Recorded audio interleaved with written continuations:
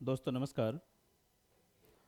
आज जो हम आपके लिए वीडियो लेके आए हैं ये मेंस आंसर राइटिंग का है। 69th का ये क्वेश्चन है बीपीएससी मेंस का। 17th बीपीएससी का जो भी तैयारी कर रहे हैं ये वीडियो हम बेसिकली उसके लिए लेकर आए। ठीक है, जो 70वीं बीपीएससी का 17th बीपीएससी का तैयारी कर रहे हैं ये हम उसके लिए लेकर आए हैं कि आप अभी इस समय आप मेंस का तैयारी कर रहे होंगे और करना भी चाहिए था, क्योंकि आपको लगेगा कि अभी प्रीलिम्स का नोटिफिकेशन अभी फॉर्म भरने का नहीं आया है और सितंबर में के लास्ट में प्रीलिम्स है, तो अभी काफ़ी अधिक समय है, तो हमें इस बीच में मेंस का तैयारी कर लेना चाहिए था। और आप सही सोच भी रहे हैं, लेकिन अब सवाल है कि मेंस का तैयारी कैसे करें, कैसे आप अपने मेंस पे पकड़ बनाएं। तो मैं उसी के लिए क्वेश्चन के साथ डिस्कस करने आया आपके साथ कि देखिए, हम किसी भी चीज़ को सिर्फ थ्योरी में विश्वास नहीं करते हैं, हम प्रैक्टिकल करके बताते हैं उसको। इसीलिए हमने क्वेश्चन के लिए आपके सामने प्रैक्टिकल के लिए मैंने क्वेश्चन आपके लिए लेके आ गया हूँ।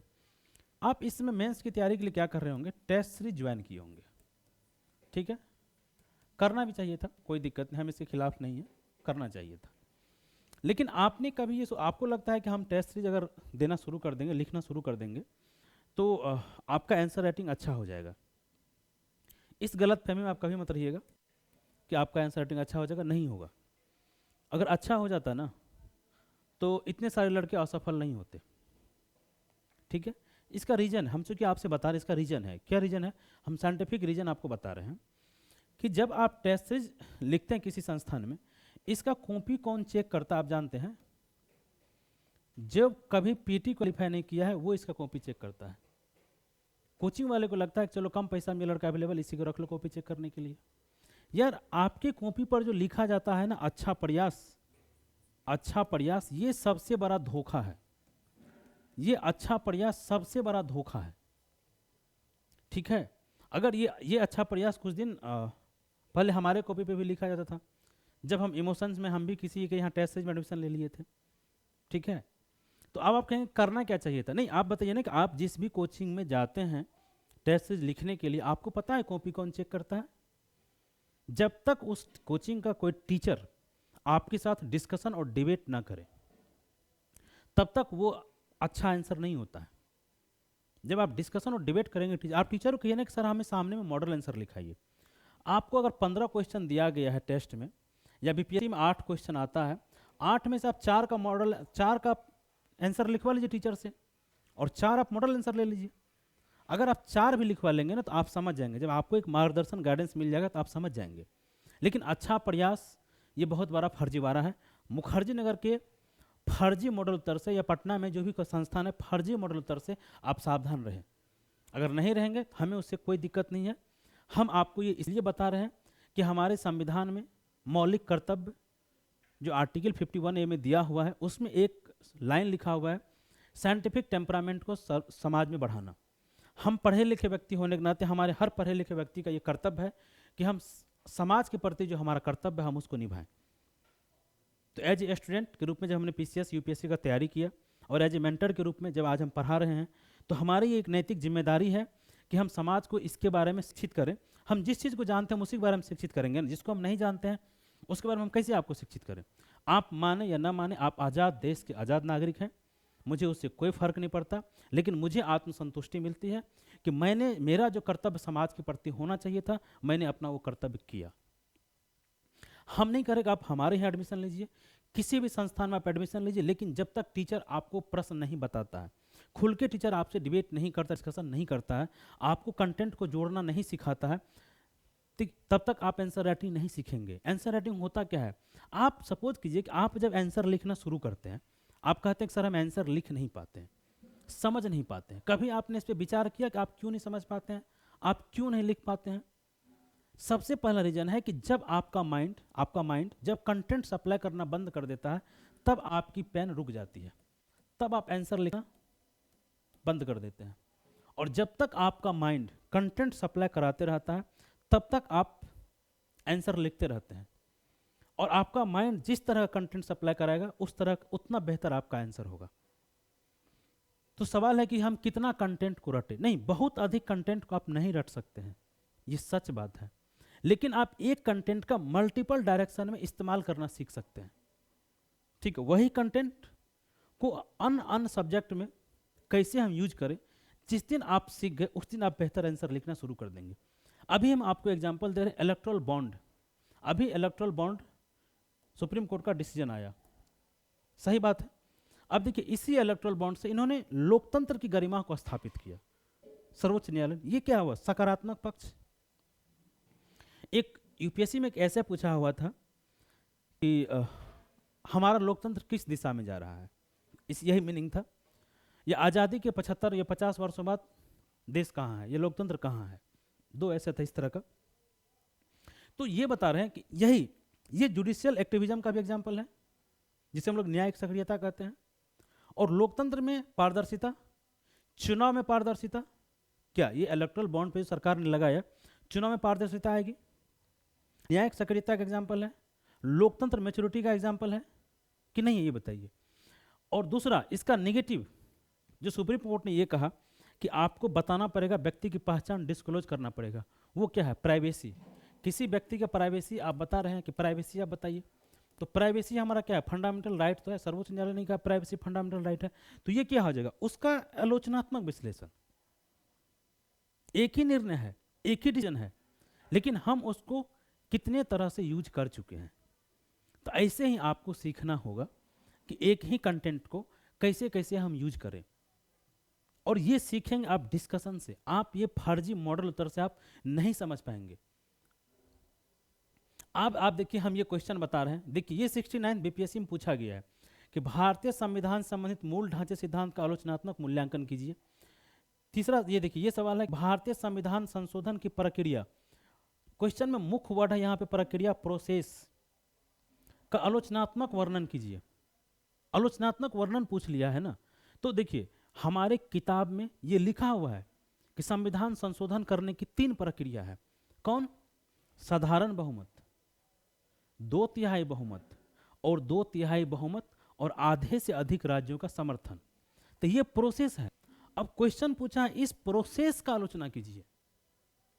तो जब तक आप डिस्कशन में नहीं रहेंगे, आप फर्जी मॉडल उत्तर से नहीं सीख पाएंगे। क्योंकि अभी अगर आप टेस्ट सीरीज आप ज्वाइन कर रहे हैं, जो मुखर्जी नगर या पटना में दिया जाता है फर्जी मॉडल उत्तर, हम उसको वो है, एग्जाम होगा आपका मेंस का कब, 2025 में।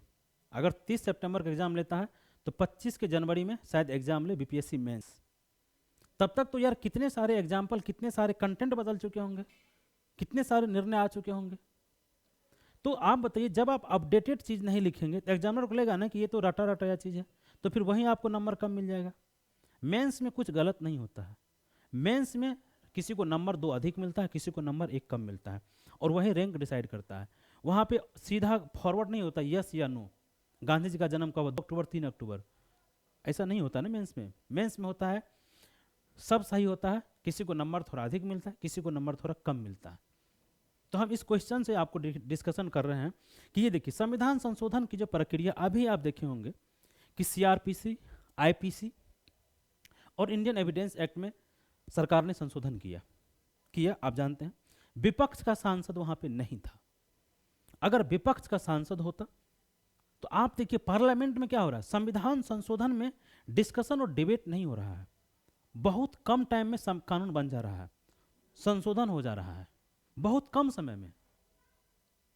आप देखिए पार्लियामेंट का जो सेशन है बहुत छोटा होते जा रहा है। सुप्रीम कोर्ट ने कहा कि जो संसद के द्वारा कानून बना के आया जाता है वो काफ़ी अस्पष्ट नहीं है, उसमें काफ़ी अस्पष्टता है। जैसे अभी यही देखिए जो सीआरपीसी एपीसी में संशोधन किया गया है, तो इस पर कुछ कानूनविदों का ये मानना है कि इसमें जो भाषा का इस्तेमाल किया गया है वो काफ़ी जटिल है, और दिल्ली पुलिस ने तो अपनी एक कमेटी बनाई है पूरे कानून को समझने के लिए। तो अगर देखिए सीआरपीसी और आईपीसी में संशोधन कितना फास्ट हुआ था, अगर यहीं पे होता, सपोज कीजिए कि संविधान संशोधन की प्रक्रिया में कि नहीं कोई भी कानून जो है कम से कम 5 दिन डिस्कशन के बाद ही पास होगा, 3 दिन लोकसभा 2 दिन राज्यसभा, या 5 दिन लोकसभा 5 दिन राज्यसभा, अगर ये प्रोसेस होता, आप बताइए, टाइम फिक्स नहीं है ना, क्या होता है सुबह बिल या शाम तक में पास। कभी कभी तो ऐसा भी होता है कि एक ही दिन में लोकसभा राज्यसभा दोनों से पास हो गया, क्या है। तो ये आप कहाँ से कंटेंट सीखेंगे, यहीं से ना, कि नहीं सीखेंगे कि कैसे। अगर ये होता जैसे यहाँ पे दिया हुआ कि देखो लिखा रहता है कि उपस्थित सदस्यों का 2/3, ठीक है। तो अभी देखिए भारतीय जनता पार्टी या उपस्थित सदस्यों का बहुमत प्रोसेस है, ये लिखा हुआ संविधान संशोधन की प्रक्रिया में। अब क्या है, 50 सांसद चाहिए हमें लोकसभा संसद चलाने के लिए, कि नहीं चाहिए? चाहिए। बीजेपी की 303 सांसद है, वो तो अपने सांसद को भी बैठा के ना, जो सीआरपीसी आईपीसी में क्या विपक्ष के सांसद बहुत कम थे, अगर उसमें संशोधन में जो 300 आर्टिकल 368 हमारा है वहां पे लिखा हुआ है संशोधन की प्रक्रिया, अगर उसमें ये लिखे कि नहीं टोटल मेंबर जितनी लोकसभा की स्ट्रेंथ है उसका 2/3, अगर ऐसा हो तो क्या होगा, तो सत्ता पक्ष विपक्ष के सांसदों को पार्लियामेंट में रखना पड़ेगा, क्योंकि संशोधन प्रक्रिया के लिए तो कोरम ही नहीं पूरेगा ना, कोरम नहीं पूरेगा, तो इसके लिए विपक्ष का सांसद रहेगा। विपक्ष का सांसद अगर रहेगा तो फिर डिस्कशन होगा, हैवी डिबेट होगा, तो क्या होगा, कानून में पारदर्शिता आएगी, कानून में अधिक अस्पष्टता आएगी। समझ गए? अब उसके बाद जो है कि यहाँ पे संशोधन की है कि संविधान संशोधन के लिए कोई भी जब बिल लाया जाता है तो ये कंपलसरी नहीं है कि उसको स्क्रूटनी के लिए किसी कमेटी के पास भेजा जाए। जो हमारी ज्वाइंट पार्लियामेंट्री समिति होती है जो स्क्रूटनी करती है, या संसदीय समितियां होती है, तो उसके पास बहुत सारे बिल को भेजा जाता है। आप देखेंगे तो वर्तमान सरकार में बहुत सारे बिल को पार्लियामेंट्री कमेटी के पास नहीं भेजा गया है, ठीक है। लेकिन अगर ये बाइंडिंग हो जाए, ये कंपलसरी हो जाए कि संविधान संशोधन हेतु जो भी बिल लाया जाएगा वो पार्लियामेंट्री कमेटी के पास स्क्रूटनी के लिए भेजा जाएगा, ये एक संवैधानिक प्रावधान हो जाए, तो आप बताइए वो कानून क्या होगा, और अस्पष्ट होगा। जिस तरीका से हम एक संविधान संशोधन तो नहीं था, कृषि कानून, हम उसकी बात कर लेते हैं। क्या हुआ, सरकार को वापस लेना पड़ा, यह आरोप लगा कि सरकार ने सभी पक्षों की राय नहीं ली। अब संविधान संशोधन के लिए जो प्रोसेस अपनाया जाएगा, अगर वो पार्लियामेंट्री स्क्रूटनी कमेटी के पास जाएगी तो वो उस पर सभी पक्षों का राय ले लेगा, उनके पास काफी टाइम होता है। तो क्या समझ गए कि संविधान संशोधन की प्रक्रिया का आलोचना कैसे करना है। और आप ये जो अभी सांसदों को निलंबित किया गया था शीतकालीन सत्र में, तो आप लिख सकते हैं अगर ये प्रोसेस हो जाएगा कि नहीं टोटल स्ट्रेंथ का 543 का 2/3 होना चाहिए था, ठीक है, या संविधान संशोधन प्रक्रिया में मिनिमम 400 सांसद मिनिमम उपस्थित होना चाहिए था, या उसके 80% सांसद उपस्थित होना चाहिए था, तो क्या हो जाएगा। तो फिर सरकार जो जैसे सीआरपीसी आईपीसी को संशोधन करके सरकार ने क्या किया, उस समय विपक्ष के सांसद नहीं थे, तो विपक्ष के सांसद को रहना हो जाएगा, मजबूरी हो जाएगा, तो क्या होगा कि हैवी डिस्कशन डिबेट होगा। अभी देखिए आप देखेंगे पार्लियामेंट में बहुत सारी कुर्सियां खाली रहती हैं, सांसद आते ही नहीं है। कंपलसरी हो जाए कि संविधान संशोधन प्रक्रिया जब पास होगा तो हर एक सांसद को उपस्थित रहना होगा। ये पार्लियामेंट के कानून में, या जिस तरीका से आरपी हमारा जो संसद को लोकसभा राज्यसभा को चलाने के लिए जो कानून है उसमें या तो कंपलसरी हो जाए या संविधान ही कंपलसरी कर दे, तो क्या होगा, इससे अस्पष्ट कानून बनेगा, डिस्कशन डिबेट हैवी होगा। इसीलिए हम आपको बता रहे हैं कि ये सब है संविधान संशोधन की प्रक्रिया। और ये आप कैसे लिखेंगे, जब आप डिस्कशन डिबेट में रहेंगे, टीचर से आप करंट से अपडेट रहेंगे। ये सब चीज़ें आपको मॉडल उत्तर में नहीं मिलेगा। इसलिए हम कहते हैं कि फर्जी मॉडल उत्तर से आप सावधान रहिए। और मॉडल उत्तर भी यार कौन बनाता है, आपको पता है कुछ? हम बहुत सारे कोचिंग का मॉडल उत्तर पढ़ते हैं ना, तो हमें बहुत हंसी आती है। हम यहाँ चाहे तो क्वेश्चन और मॉडल उत्तर आपका लगा दें कि कोचिंग का देखिए ये गलत लिखा है, ये गलत लिखा है, लेकिन नहीं लगा सकते हैं भाई, वो कोचिंग वाला बुरा मान जाएगा, आप भी बुरा मान जाएंगे कि सर आपको नाम नहीं लेना चाहिए था। सही बात है, नहीं लेना चाहिए था, इसीलिए हम नहीं कर सकते, हमारी कुछ अपनी सीमाएं हैं, लेकिन हम जितना कर सकते हैं उतना तो करेंगे। समझ गए? तो उम्मीद करते हैं कि देखिए ये क्वेश्चन आपको जो अभी दिया हुआ है ये 38 नंबर में भी आ सकता है, ऐसा नहीं कि 8 में पूछा, 38 में भी आ सकता है। तो समझे? तो आप जब इस तरीका से होता है तो आप सपोज कीजिए कि अगर आप टीचर के साथ डिस्कशन और डिबेट में हैं, ग्रुप चल रहा है, 5 6 7 10 लड़के बैठे हुए हैं, ज़्यादा का ग्रुप भी नहीं होना चाहिए था, ताकि वहाँ पे सब स्टूडेंट छात्र सब क्वेश्चन नहीं पूछ पाता है, कम का होगा। तो वो तो टीचर से क्या पूछ लेगा कि सर ये बताइए अगर ये क्वेश्चन 38 नंबर में पूछ लिया तो हम क्या करेंगे, तो क्या लिखेंगे? तो फिर टीचर आपको कंटेंट बताएगा ना, लेकिन मॉडल उत्तर में ये कंटेंट तो आपको नहीं मिलेगा, मॉडल उत्तर तो 8 नंबर का कंटेंट मिलेगा।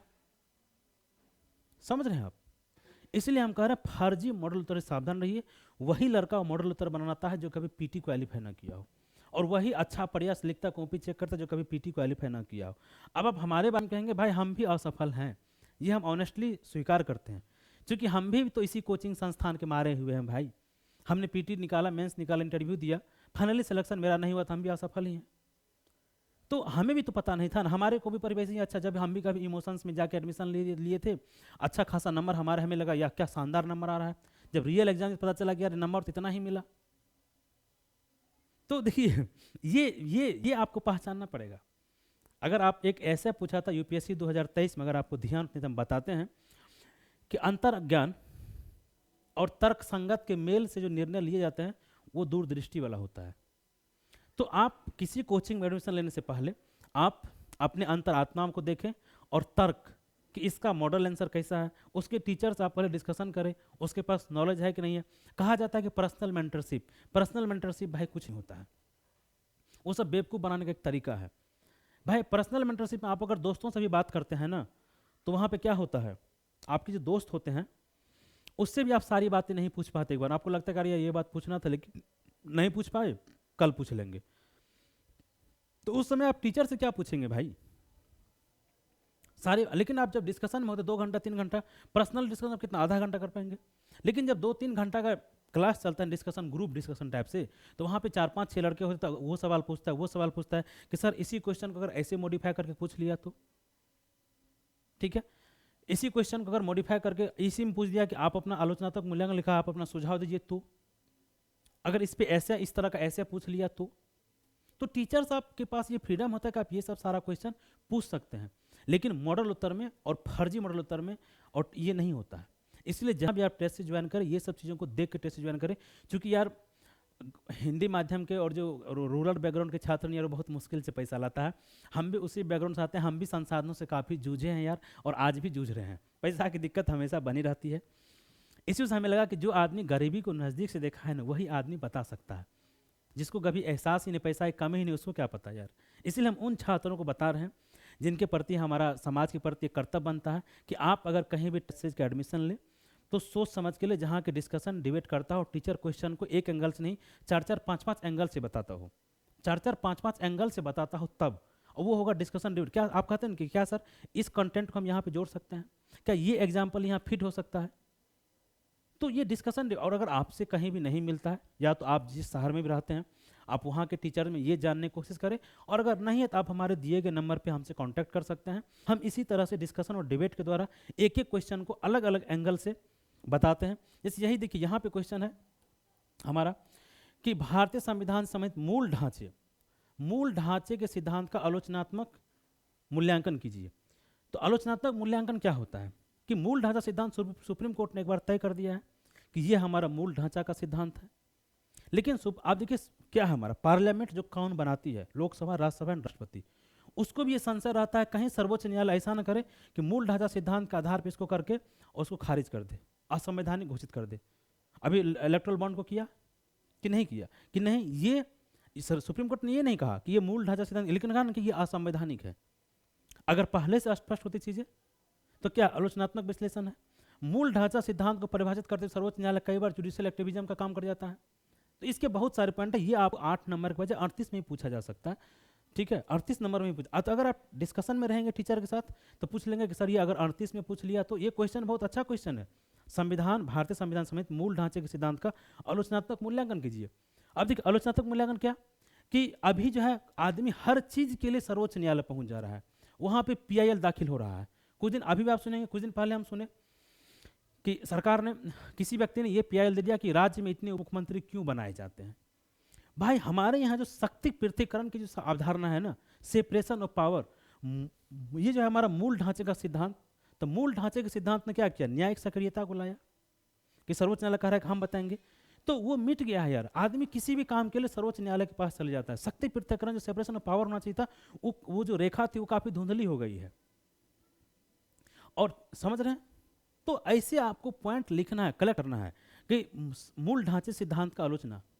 तो 1973 केशवानंद भारतीवाद आपको याद होगा। तो अब ये बताइए कि जब आपको केशवानंद भारतीवाद के बारे में सारा कंटेंट नहीं पता होगा तो आप इस आंसर को कैसे हैंडल कर पाएंगे। टेस्ट सीरीज से हैंडल नहीं कर पाएंगे। वहाँ पे आपको बता देगा कि मूल ढांचा सिद्धांत क्या है, लेकिन पूछ लिया आपको आलोचना, तो इसके और सारे पॉइंट हैं और सारा इसमें कंटेंट डालना पड़ेगा। तो इतना अभी हम बता रहे हैं, समझ गए क्या आलोचना कर रहे हैं। एक तो सर्वोच्च न्यायालय, संसद पे हमेशा तलवार लटकी रहती है कि किस कानून को मूल ढांचा सिद्धांत को उल्लंघन बताकर सुप्रीम कोर्ट खारिज कर दे। हम हर चीज़ के लिए सर्वोच्च न्यायालय के पास चले जाते हैं। उन्होंने क्या किया, इन्होंने न्यायिक सक्रियता को जन्म दे दिया, तो सब चीज़ के लिए चले जाते उसके पास। आप ऐसा कि सेपरेशन ऑफ पावर, तो 2 पॉइंट तो 8 नंबर आप लिख लेंगे, लेकिन इसके और सारे पॉइंट हैं। थोड़ा वीडियो की अपनी समय सीमा होती है, हम यही बता रहे हैं कि ऐसे डिस्कशन करके आप पढ़ कीजिए, आपको बहुत बेनिफिट देगा।